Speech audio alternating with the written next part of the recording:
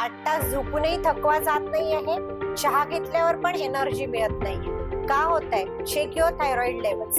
आपल्या शरीरात हायपोथायरॉइड आणि हायपरथायरॉइड दोन्ही मध्ये तुमच्या शरीरामध्ये जे T3चं कन्व्हर्जन व्हायला पाहिजे ते प्रॉपर होत नाही. आणि या T3च्या कन्व्हर्जनमुळे जी सेलला एनर्जी मिळत असते, सेलमध्ये मायटोकॉन्ड्रिया हा एक एनर्जी बुस्टर असतो किंवा आपल्या शरीराचा एनर्जी कंट्रोल करणारा एक फॅक्टर असतो, तो प्रॉपरली डेव्हलप होत नाही. त्यामुळे मग आपल्याला सतत थकवा, एनर्जी लो असणे हा जाणवतो.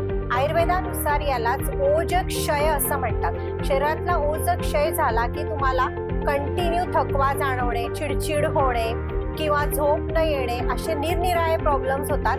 आणि हा ओजक्षय होण्यामागे सगळ्यात महत्वाचा रिझन आहे तो म्हणजे क्रॉनिक स्ट्रेस.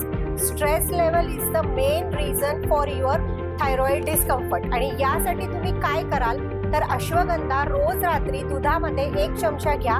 21 दिवस करून बघा, नक्की तुम्हाला चेंज जाणवेल. अधिक डिटेल्स हवे असतील नाईट रुटीन साठी तर नाईट रुटीन कमेंट करा.